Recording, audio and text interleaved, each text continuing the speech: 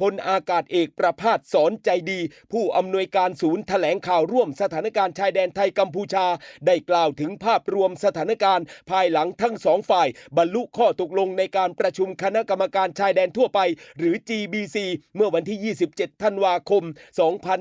2568 โดยจะดำเนินการตามมาตรการหยุดยิงตามที่ได้ลงนามในแถลงการในการประชุมเพื่อเปลี่ยนท่าทีจากการสู้รบและการยั่วยุกันไปสู่การใช้เวทีทางการทูตและกลไกระหว่างประเทศเพื่อสร้างความสัมพันธ์ที่ดีต่อกันนะครับทั้งนี้ทั้งนั้นยืนยันเลยครับว่าหากมีการใช้อาวุธทำอันตรายต่อประชาชนไทยก็ยังคงที่จะมีสิทธิ์ในการตอบโต้และก็ป้องกันตนเองอย่างเต็มที่แล้วครับและทุกหน่วยยังคงความพร้อมปฏิบัติการทันทีตลอด